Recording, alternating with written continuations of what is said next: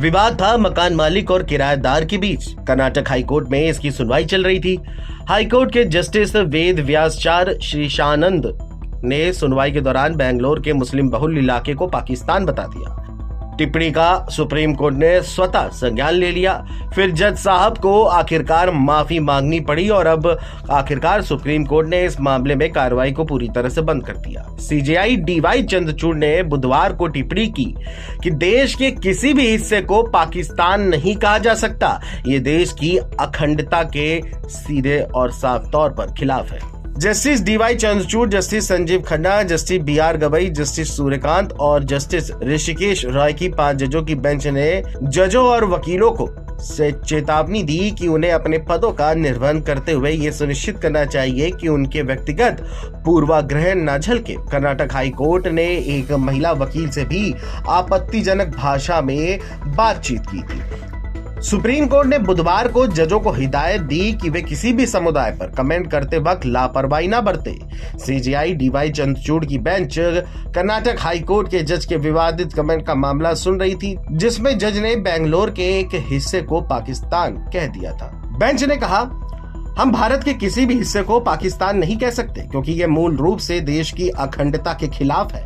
हालांकि हाईकोर्ट के जज द्वारा अपने बयान के लिए माफी मांगने के बाद शीर्ष अदालत ने इस मामले में स्वतः संज्ञान लेकर शुरू की गई कार्रवाई को बंद कर दिया। शीर्ष अदालत ने कहा, यह लापरवाह टिप्पणी व्यक्तिगत पूर्वाग्रहों को दर्शाती है, खासकर तब जब इसे निश्चित लिंग या फिर समुदाय के लिए निर्देशित माना जाता है। इसीलिए पितृसत्तात्मक या महिलाओं के प्रति नकारात्मक टिप्पणी करने से साफ तौर पर बचना चाहिए। हम एक निश्चित लिंग या समुदाय पर की गई टिप्पणियों के बारे में अपनी गंभीर चिंता व्यक्त करते हैं और ऐसी टिप्पणियों को नकारात्मक रूप से लिया जाना चाहिए।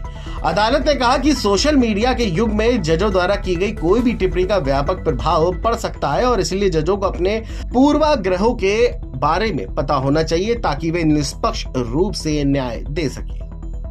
अदालत ने यह भी कहा कि सोशल मीडिया के प्रसार और पहुंच ने अदालती कार्रवाइयों के व्यापक रिपोर्टिंग को शामिल किया है। देश के अधिकांश उच्च न्यायालयों में अब लाइव स्ट्रीमिंग या वीडियो कॉन्फ्रेंसिंग के संचालन के नियमों को अपनाया है, जो कोरोना महामारी के दौरान एक जरूरत के रूप में उभरा था। सभी पक्षों, न्यायाधीशों, वकीलों, वादियों को यह पता होना चाहिए कि कार्रवाई उन दर्शकों तक पहुंचती है जो अदालत की भौतिक सीमा से बहुत दूर है और इस तरह सभी को समुदाय पर टिप्पणियों के व्यापक प्रभाव के बारे में पता होना चाहिए। जज के रूप में हम इस तथ्य के प्रति सचेत हैं कि प्रत्येक व्यक्ति के पास जीवन के शुरुआती या बाद के अनुभवों के आधार पर पूर्वाग्रहों का एक समूह होता है। ये महत्वपूर्ण है कि एक जज अपने खुद के पूर्वाग्रहों से वाकिफ हो और एक जज का हृदय और आत्मा तभी होती है जब वे निष्पक्ष होते हैं और तभी हम उद्देश्यपूर्ण न्याय दे सकते हैं।